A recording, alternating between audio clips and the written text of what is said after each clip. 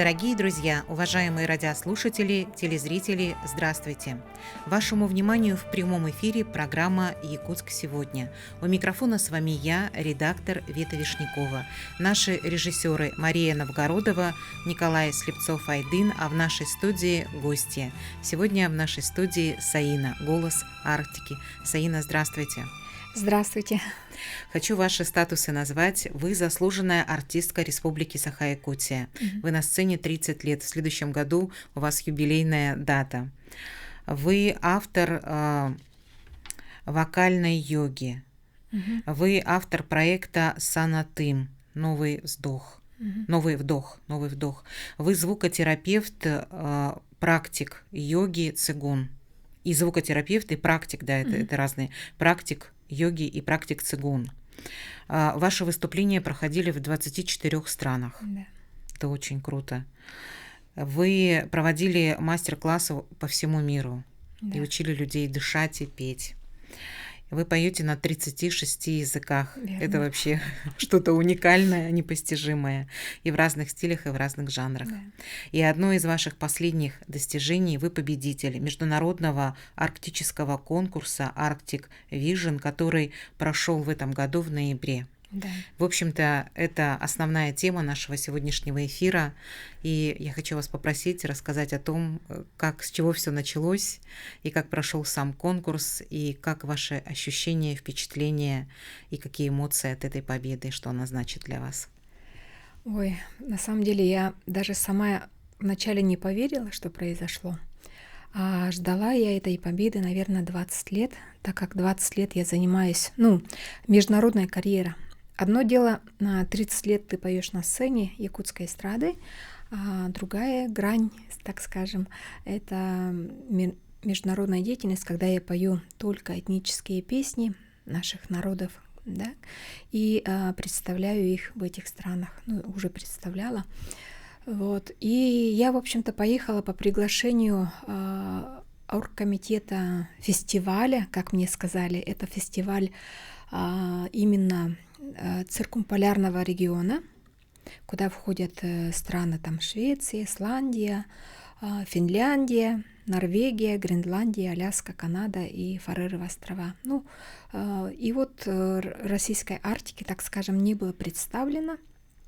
И они откуда-то меня нашли. В общем, у меня такая деятельность международная, да. Когда я выступаю, меня где-то замечают, потом откуда-то находят контакты и приглашают.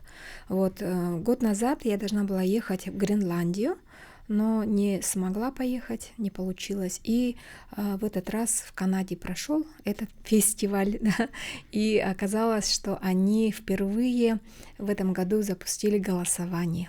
То есть это, так скажем, почти как Евровидение, но арктическое. И они протестировали это голосование, и я даже не успела никому сказать, потому что по якутскому времени это было 5 утра, я выступала где-то около 7 утра по нашему времени.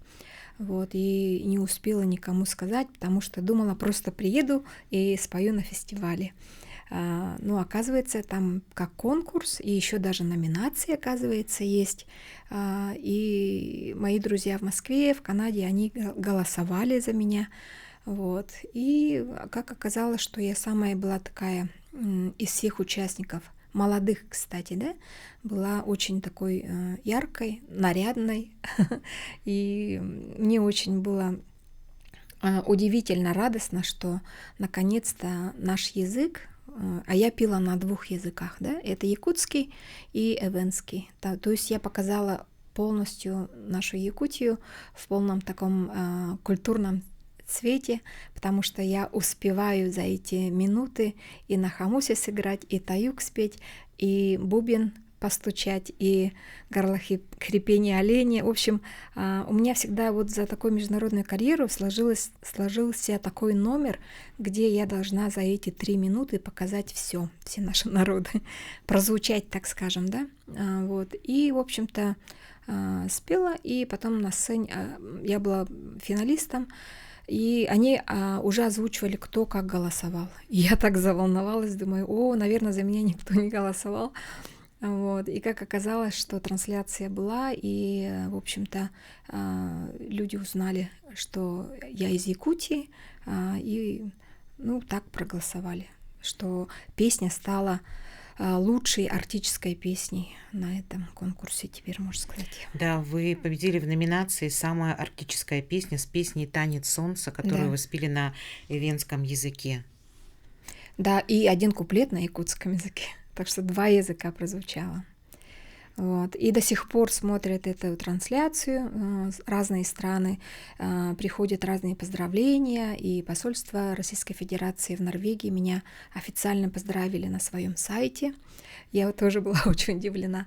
Ну и, конечно же, я считаю, что это для меня лично это большое достижение. Такая победа, такой вот какой-то новогодний подарок вы сами себе сделали, да, в конце года. И причем очень много стран, ведь было участников из многих стран, много достаточно, и наверняка было сложно вот так вот выделиться. Ну, вы знаете, это же молодежь была в основном. Тем И более. они пели в разных стилях. Это был и рэп, и рок, то есть какие-то современные аранжировки, да. У меня конкретно вот этника была, и поэтому я думала, что все будут так выступать. Оказывается, там разрешаются разные стили, но есть номинации. Допустим, лучшая революционная песня, это победили рок-группа из Исландии. Это такой, ну, девушки играли на инструментах, пели, вот. Но следующий конкурс будет проходить не в Якутии, но на Фареры острова будут. Ну, надеюсь, что когда-нибудь это сбудется. Кстати, 20 лет назад, когда я была в Монголии на фестивале «Кто лучше споет на монгольском языке», я так была впечатлена, что мы приехали, исполнители из разных стран, и заранее готовили монгольские песни. Вот. И мы там пели, гастролировали по нескольким городам. И я очень такая под впечатлением летела на самолете и написала этот проект, который я очень хотела, чтобы притворился «Голос Арктики», так и назвала, чтобы именно циркумполярный регион приезжали к нам в Якутию. Представляете, и через 20 лет я сама оказалась на такого рода фестивале. Но долго, конечно, пришлось ждать, но исполнилось. Все-таки Вселенная слышит. Оказывается, слышит. А вы сказали, что вы надеялись, что будет, в смысле, в Якутске пройдет такой конкурс? Ну, организаторы вообще мечтают тоже. Они очень хотят сюда приехать. Это такие патриоты Арктики. У нас очень много схожего. Мы же все живем в одном, так скажем, у нас климат похожий. Правда, в Якутии самый холодный климат, но все равно очень много похожего и в культуре, и даже в песнях у нас очень много общего, как оказалось. Особенно припев «Хая, хая». Это вообще у всех народов есть, и у индейцев тоже. А чем вы, как вы сами думаете, чем вы так зацепили людей, которые отдали за вас голоса, и вы победили в этой премии? Потому что это было онлайн-голосование, да, и достаточно много людей проголосовали за ваше выступление. Но мне кажется, что все-таки основной это слово «Арктика». И номинация «Арктическая песня», она как бы должна, мне кажется, соответствовать. То есть обязательное условие было спеть на родном языке. И было интересно слушать там саамский рэп, например, да, харизматичный такой исполнитель был. Вот. Из Швеции был тоже очень интересный исполнитель. То есть они вот как-то осовременивали свои традиционные, наверное, мотивы, я так думаю. А у меня как так получилось, что я и хомус, там, и бубен, и традиционная, ну, нарядная одежда. Они как-то вот просто одеваются. Для меня сцена — это сцена, конечно, прежде всего. Ну и очень много технических таких приемов там есть вокальных в этой песне. Это очень мощная такая песня, сама по себе наполненная такой энергией, да, и она исполняется на самом деле сложно. Это технические, там очень много разных звуков, и поэтому, наверное, со всех, так скажем, сторон, аспектов она, безусловно, стала победителем. Я вас поздравляю с этой победой. Спасибо. И благодарю вас, что вы так достойно представили нашу республику и Россию, да, на этом конкурсе. И, возможно, кто-то из наших слушателей или зрителей захочет позвонить в прямой эфир, поздравить вас с этой победой, может быть, задать какой-то вопрос. 32 00 66, 32 11 66, телефоны прямого эфира. Ну, а мы продолжим. Дорога ведь не близкая туда, куда вы улетели. Мы за кадром говорили, у вас было 6 самолетов, 6 пересадок. Это очень тяжело. И нужно вести с собой и костюм, и музыкальные инструменты. Вот этими такими нюансами, вопросами, моментами кто занимается? Вообще организаторы молодцы, потому что они полностью взяли на себя расходы. И, конечно же, логистика была очень сложная, потому что долететь до Икалуит, где живет инуиты, раньше их называли эскимосами, но у них название инуиты верное, да? Вот там живет 8 тысяч, население 8 тысяч, и очень похож на поселок Тикси, где это моя малая родина. Я как будто дома оказалась. На самом деле, если бы я летела в прямой рейс с Якутска до Икалуит, то это бы на самолете где-то 5 часов я долетела бы. Потому что через Северный Ледовитый, море Лаптевых, Северный Ледовитый океан, потому что если посмотреть карту, то это очень, не так далеко. Но я летела почти через всю планету. Это Москва, Стамбул, Германия, Франкфурт на Майне, Торонто. Это вы сами так захотели? Нет. Это так организаторы выстроили? Так получилось, маршрут. Да, потому что других маршрутов нет. Оттава и уже Икалуит. И в аэропорту надо было сидеть там по 6 часов. В общем, я туда ехала с остановками в Москве, в Торонто, а обратно я так посмотрела без остановок, 4 дня я летела до дома. У нас есть вопрос от нашего слушателя или зрителя. Алло, здравствуйте. Добрый вечер. Добрый вечер, представьтесь, пожалуйста. Здравствуйте, меня зовут Константин. Да, Константин, слушаем вас. Вот мы сейчас только что включили телевизор и приятно удивлены вашей гостьей Саиной. Мы хотим поздравить нашу самую, талантливую, любимую певицу Саину. Она как никто заслуживает вот эту победу, я считаю. Она самая стояла у истоков эстрады, я считаю. Она с 90-х годов, мне кажется. Я был в детстве, я уже ее помню, как она пела. И вот мы сейчас очень рады, поздравляем ее. И хотели бы попросить прямо вот сейчас в прямой эфир, она, возможно, какую-нибудь песню, если можно, пожалуйста, исполнить песню прямо сейчас напрямую. Константин, спасибо вам большое за внимание и за вопрос. Любят вас. Действительно легенда нашей якутской эстрады.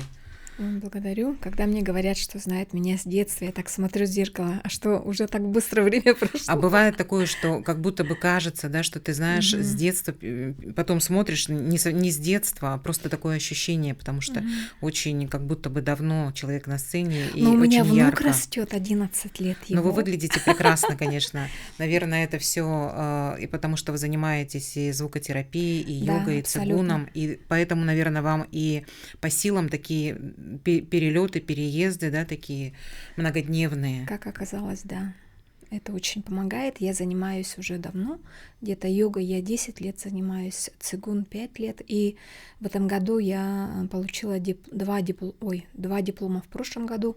Медицинский мне очень нужен был. И я, биохакинг, специальность есть такая. Название, конечно, не так, но на наш язык это активное долголетие, куда входит и здоровый образ жизни, и нутрициология, чтобы я была компетентна, потому что я работаю с людьми, и на психолога я училась, и еще я инструктор цигун школы Сварга Дмитрия Лапшинова, это мой учитель, наставник, и все эти годы, в общем-то, я обратилась к себе, к своему телу, к своей душе, и у меня улучшилось качество моей жизни. Я так рада, что нашла такие инструменты. Вот. Несомненно, артистическая деятельность, певческая, она мне дала очень сильный толчок к личностному росту, потому что если бы я не была певицей, наверное, я бы не смогла обучать людей, быть мотиватором, наставником. Вы обучались в музыкальной школе для одаренных детей. Да. Кто самый первый ваш талант увидел и вот как-то вас сориентировал в эту сторону? Или вы сами почувствовали, это было вашим желанием и вашим решением? Во-первых, поселок Кюсюр, где я выросла, да, Булунский улус, у нас была очень сильная музыкальная школа, музыкальная база, потому что все учителя, преподаватели были с разных городов, Кемерово, Ворошиловград, Баку, ну, разные. И поэтому я считаю, что уже тогда был такой заложен фундамент такого сильного музыкального образования. Для меня очень такой любимый предмет был сольфеджио. Я просто его обожала, хотя у многих, оказывается, он нелюбимый был. Ну и, конечно же, соответственно, мои родители тоже. Моя мама дирижер-хоровик, она закончила культ просвет училище, у нее был хор, 60 человек в поселке, да, это оленеводы, учителя, это воспитатели, это разные совершенно люди из разных профессий. И папа у меня закончил музыкальное училище, духовое отделение. Это саксофонист, кларнетист, мультиинструменталист. И, кстати, он был главным, так скажем, соло инструменталистом. Они создали джазовый бенд здесь, в Якутске, в конце 60-х годов, и они здесь звездили. Ваши родители до сих пор вас поддерживают. Я смотрю за вашими статусами, и вы даже вместе до сих пор выступаете на сцене. Да. Это удивительно. Мама у меня сейчас активный участник моего народного хора, который я организовала в 2017 году. И когда мы выступаем, мама уже как главный директор хора, можно сказать, она помогает, общается, поем. А вы единственный ребенок в семье? Нас двое. Вот. У меня еще сводные есть сестры. Сестра моя родная живет в Кюсюре, учительница также. Вы тоже работали ведь в сфере образования? Да, я работала в школе, в садике, музыкальным руководителем. Я сама закончила педучилище, музыкальное отделение. В 18 лет я уже получила диплом, вот, и работала в садике у нас в Кюсюре, но потом поступила в творческую мастерскую Юрия Григорьевича Платонова. Была концертмейстером, в основном на уроках вокала, кстати, где обучались наши звезды. А вот насчет одаренных детей школа, она называлась Республиканская музыкальная школа-интернат, куда собирали всех детей с разных населенных пунктов, и мы там и жили, и обучались. Ну, то есть тогда не было канадской школы. Мы жили на Сергеляской 10, там у нас была школа и тут же интернат. И мы, кстати, вместе выросли с Григорием Петровым, с Айталиной Адамовой и многими музыкантами. Вы рано уже самостоятельную такую жизнь стали вести. Это же маленький возраст совсем. Да, конечно, я скучала по родине, но вот благодарю родителей, что все-таки я закончила музыкальную школу, потому что благодаря этому я играю на фортепиано, я пианист и читаю с нот. То есть для меня даже в выборе моего репертуара, вот этнического, да, я сидела в библиотеке, искала ноты, то есть какие-то, наоборот, песни можно было нотировать.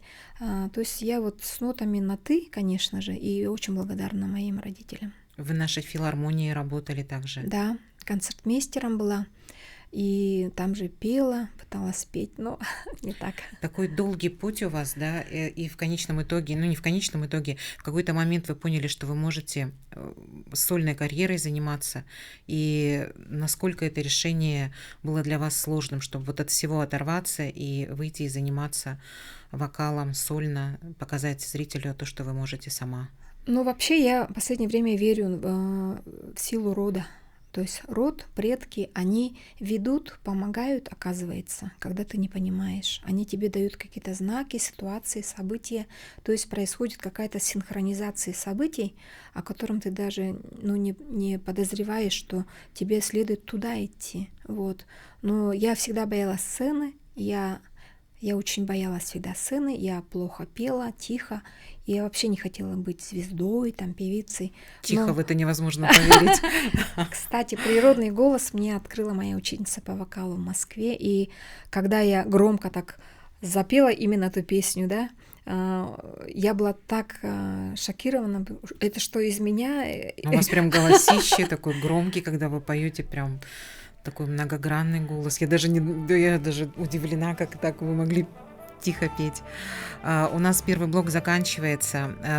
Наш слушатель и зритель Константин очень просил вас спеть, да, но я думаю, что, может быть, во втором блоке, да, и будем вам признательны. Оставайтесь, короткие 4 минуты, и мы очень скоро вернемся и продолжим.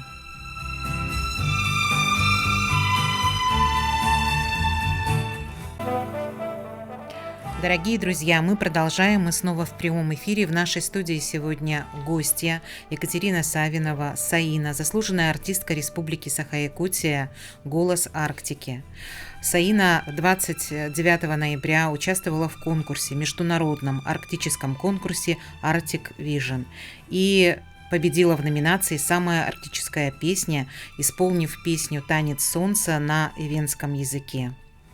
И сегодня мы говорим о том, насколько важно себя слышать, насколько важно мечтать, потому что все исполняется. У нас есть звонок слушателя. Здравствуйте. Здравствуйте. Представьтесь, пожалуйста, слушаем вас. С Горного Луса, это ветеран, 85 лет, Евдокия Егоровна Тарасова. Эбе-дебдей. Евдокия Егоровна, слушаем вас. Спасибо за ваше внимание. Сайына барақсаңа менде олық іс сүрәктен үйерен туран әғарделейбін. Бәтін олық эт күйінен, өйінен, санатынан, білетінен, көрітінен, таланынан маннық үйеге үрдік күріқтәйілері сеті әрігер. Олық үйеребін, онна нар кенini кетен істебін, қайгыбын, қоту дойду, қоғун күйін, саха бір седерей керетін, келер дөттігер тайуам кытат, сетігірдік, наротың атын аттата турден, кыржағас әбе бұғытынан, алгыбын бордайтан. Мақтал, олыс чейсі ластылар. Мақтал. Спасибо. Поздравления, да? Да, пожелания. Пожелания. Что гордятся, восхищаются аж до слез. Но вас любят действительно. И то, как вы много успеваете, вот мы как раз говорили в первом блоке о том, что такие длительные перелеты, да, приходится ездить по несколько дней, добираться до места. Так много вы выдерживаете такие большие нагрузки, это, скорее всего, потому что вы осваиваете очень много практик. И дыхательная практика, наверное, это одна из основных практик. И вас осваиваете сами и обучаете этому те, кто к вам приходит на вашу звукотерапию, на ваши курсы, практики. И вы делаете это не только в Якутске, но и в других городах России и за рубежом даже. Да. У вас очень много учеников. Да. Расскажите, пожалуйста, об этой методике. Может быть, вдруг есть какое-нибудь такое коротенькое упражнение, которое можно показать, рассказать, и наши слушатели и зрители могут применить. Но мы, певцы, дышим другим ритмом. То есть, когда мы говорим, мы не замечаем, как мы дышим, да? А когда мы поем, у нас есть соответствующий ритм, дыхание сокола называется. Когда мы берем между строчками короткий вдох и выдыхаем со звуком, то есть мы пропеваем фразу, да, получается вдох и длинный выдох, вдох и длинный выдох. Вот такая практика, она дает гормональный баланс, да, и очищает тело на ментальном и на физическом уровне, то есть получается очищается само тело и тоже все очищается, в общем. Это обязательно делать на звуки или это можно просто дышать? А здесь удобно тем, что когда есть, допустим, такие нет условий петь, пропевать, мычать, там, на гласные, да, то просто мы выдыхаем на выдохе. А есть же еще какое-то такое дыхание, как квадрат, там сколько-то резкие вдохи, да, потом задержка, потом выдох и снова вдохи. Вообще эти задержки очень мощные, потому что когда мы задерживаемся, затаили дыхание, да, там как раз вот накапливается углерод, то есть СО2, который нам очень нужен. То есть мы в утробе матери были в этой среде больше, да, углеродной, поэтому здесь у нас как бы мы используем задержка дыхания на выдохе, для исцеления, для оздоровления. И, как ни странно, очень простые упражнения я уже практикую много лет и даю и детям, и молодежи, и всем, кто приходит ко мне на занятия. И люди как будто вот ищут какие-то сложные рецепты там, да. На самом деле мы все носим с собой. Вот тело есть, мы сначала вдохнули при рождении, а потом крикнули, да. И вот этот голос у нас и дыхание — это есть наши инструменты для исцеления и оздоровления, оказывается. То есть у нас все есть, но я даю просто людям знание, что у нас все есть в нашем теле, и мы просто не знаем, как регулировать этим телом, дыханием. И если мы будем применять разные ритмы дыхания, допустим, то тогда, конечно, человек приходит в баланс. Это очень такая сильная тема, и я в этой теме уже 21 год, я преподаю вокал столько времени, и вот эти 4 года я работаю по улусам, и у меня вот проект, он очень много дал опыта, что, оказывается, любой человек, он талантлив, он поет, у него есть голос, надо просто ему помочь вернуть этот природный голос. В природах полученный, при рождении полученный голос, он есть у каждого. Просто его надо озвучить по его природной силе. И вот когда я отождествляю со своей жизнью, карьерой, да, например, вот когда я пою какие-то сильные песни, допустим, недосягаемые для меня. Вот «Здравствуй, Якутск» раньше для меня была недосягаемая нота. Я смотрела вверх во время припева и думала: Боже мой, опять этот припев, опять эта высота. Вот как-то вот с таким отношением. То есть я все время смотрела вверх, думаю, это же высоко, это сложно. Вот. Когда я начала петь уже эту песню с легкостью, жизнь тоже стала расширяться. И когда я обучаю своих учеников, я говорю: мы берем с тобой сразу большую песню с большим диапазоном, потому что у тебя есть это ресурс, там потенциал есть, надо его озвучить. И как ни странно, когда человек берет новую ноту, как новую высоту Эверест, да, не надо на Эверест ехать, лучше взять песню и так себя мотивировать и личностным ростом заниматься именно в творческом плане, да. И когда мы достигаем эту ноту, которую человек думал, что не достигнет, у него в жизни резко какой-то вот такой прорыв, и у него какие-то успехи, удача, фортуна улыбается. Это я по себе. Потому что когда вот эта песня Ньютон Хеджен «Танец солнца» я пою 20 лет, она меня как будто ведет, и когда я пою эти ноты широко, открыто, всеми звуками, чем меня природа наделила и каждого человека, то тогда это проецируется на твою жизнь, оказывается. И твоя жизнь, как ни странно, начинает тоже расширяться. И жизнь становится, как говорится, как я говорю, безграничной. Вот почему я преподаю в разных странах, в разных городах. Я экспертом была, ко все вместе 5 лет. Я еще в жюри же была федерального канала. Вот, у меня друзья разные есть, совершенно разных статусов, уровней, да, и поэтому для меня нету никаких границ, где бы я, вот в Торонто преподавала недавно, вот сейчас где-то там, Дая Аммад, населенный пункт, где 200 человек живет, в Татинском улусе, да, то есть мне нет разницы, куда меня судьба заведет, значит, там мне надо провести эту работу. А вообще-то эта работа называется более, знаете, сейчас указом президента Российской Федерации позапрошлом году вышел такой указ или поддержка направления, называется превентивная и персонализированная медицина. И я так была счастлива, потому что я тогда обучалась на как раз медицинском Сеченовском университете, чтобы получить диплом именно по этой специальности. Я сейчас, безусловно, специалист по этой превентивной медицине, и мне это очень нравится. А это что дает? Дает людям. А как это можно понятнее объяснить, этот термин? Превентивно персонализирован, то есть если мы сотрудничали с медцентром нашим, да, национальным, то они уже знают и доказывают, что заболеваний стало очень много, да, так скажем, медицина не справляется. И теперь специалисты по этому направлению то есть нутрициология, вот это вот здоровый образ жизни, энергопрактики, так скажем.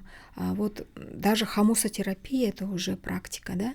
Вот, и поэтому таких специалистов сейчас тоже поддерживает, так скажем, и всячески это очень помогает населению. Как альтернатива реабилитационной работе. Допустим, у кого стрессы, депрессии, затяжные, там, да, допустим, у меня есть проект вот Саңатын, куда я беру социальные категории людей совершенно без оплаты, и за неделю я их вывожу на сцену, допустим, и человек выходит с песней, как будто бы он репетирует концерт, выступление на концерте, а на самом деле уже всю неделю он прошел эту реабилитационную работу через творчество, через искусство.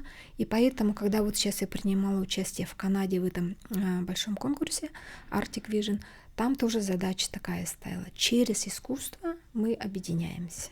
Через искусство то есть мы вещаем через слово, через песню, танцы, если хотите.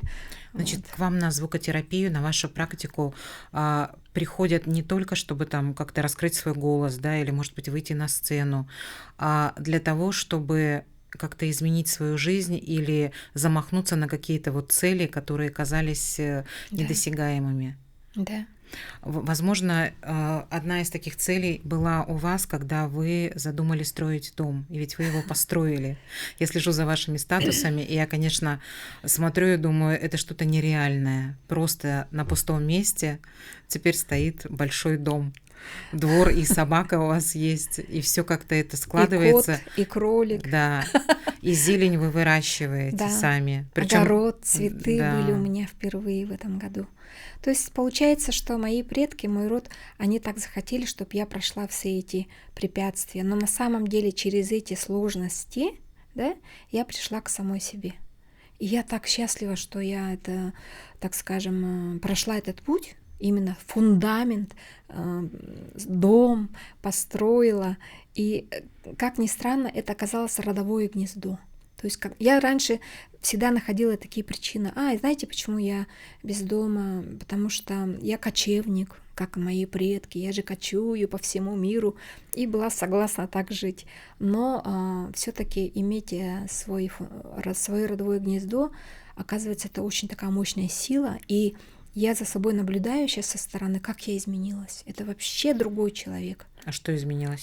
Я стала более, наверное, женственной, да. То есть то, что я раньше не могла себе позволить, я стала прямо вот с жаждой быстро-быстро все успеть, так скажем, чего не было в этой жизни, успеть научиться шить там тканью, либо кожей, там панно сделать, что еще там, красить, огород, цветы посадить. Вот все это вот сейчас только у меня, так сказать, наверстываю, потому что когда была гастрольная жизнь артиста, вообще не до этого было. Вы даже когда у вас путешествия или дороги, или гастроли, вы все равно даже в это время умудряетесь что-то вырастить. Я смотрела как-то за вашими статусами, вы говорили о том, что вы плывете несколько дней на теплоходе, и за это время у вас там прямо в вашей каюте вы выращивали какую-то очень полезную зелень. Микрозелень, и потом ее еще ею угощали, добавляли в салаты. Да, мы в ресторане всем туристам прямо угостили. И мне очень было... мне вообще нравится вот все, что растет. То есть я становлюсь причиной, да, этого роста, рождения, так скажем, жизни. То есть вас даже от земли на воду, и вы все равно там вырастили. Там земли не было, кстати. Можно просто на бумаге, салфетки вырастить, оказывается. Да. Это для такой тоже шок был. А насчет там животных, это тоже моя мечта с детства была. У моей бабушки 4 собаки было. И, в общем-то, для меня собаки, животные, это как в порядке вещей было всегда с детства. А вот как появился дом, я завела собаку, немецкую овчарку. И у нас есть кот, кролик, сейчас вся семья в сборе. В общем, как-то вот... И сразу я тоже наблюдаю, думаю, что я такого сделала, что у меня вот что-то получается, наконец-то, без таких как-то сложностей, как говорят, по маслу, да. Но, видимо, я правильно сделала что-то. А вообще я, чем больше помогаю людям, как будто мне вот это все возвращается. Но мне кажется, вы очень легко еще обращаетесь за помощью, и у вас очень много друзей. Вы можете запросто так написать, что вот сегодня вот такое-то мероприятие, если хотите, приходите, если у вас есть возможность, вот помогите, мне вот это нужно. Это же тоже не каждый человек может вот так легко обратиться и сказать, что я вот в этом нуждаюсь, мне вот это вот нужно, мне нужна помощь. Это, вы знаете, важный я навык. очень с многими психологами общаюсь, да, и учителя мои все психологи, поэтому есть такой совет: не просят, не помогай. А вот когда мне вот холодно же, зима скоро будет, я прямо беру и прошу помощь. И говорю: те, кто может, субботник, Тимур и его команда. И, как ни странно, собираются люди.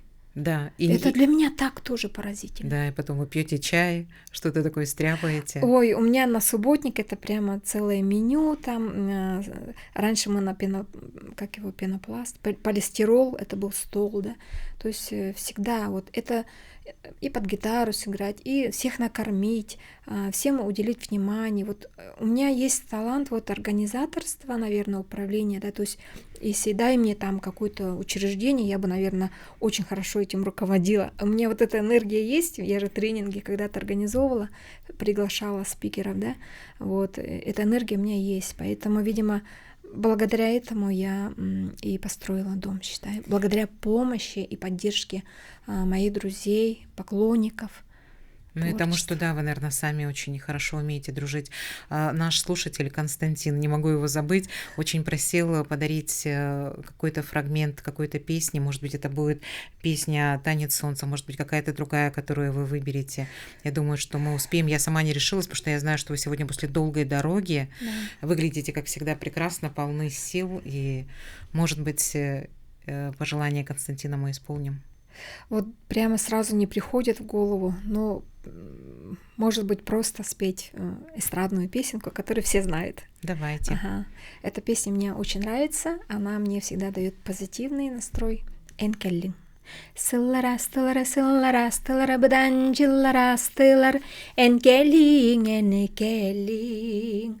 Хараңа халбар хекемнери, халтархе хаблык кардари, того кеңин энкеллин. Аларом соэте алохда энкелергин, итайбетим боллар, тапталым келлинди, сегерим келин күлүмнүр, күннер сырды ким балай, түннегер хараңа. Келлин — это значит приходит. Пусть все будет хорошо. Спасибо большое для Константина, для его семьи, для всех наших слушателей и зрителей. Сегодня Саина в нашей студии разговаривала, рассказывала, пела, делилась своими эмоциями, впечатлениями о международном конкурсе, который называется Arctic Vision, и где Саина победила в номинации «Самая арктическая песня» с песней «Танец солнца» на эвенском языке, представила нашу республику достойно, заметно, ярко. Спасибо вам большое за то, что вы нашли время, сегодня пришли в нашу студию, рассказали о вашей победе, поделились. Благодарю за приглашение. Еще раз вас поздравляю. Спасибо. Слушателям, зрителям всем хочу пожелать хорошего вечера, поблагодарить вас за ваше внимание. И пожелания. Да, и за ваши пожелания, да.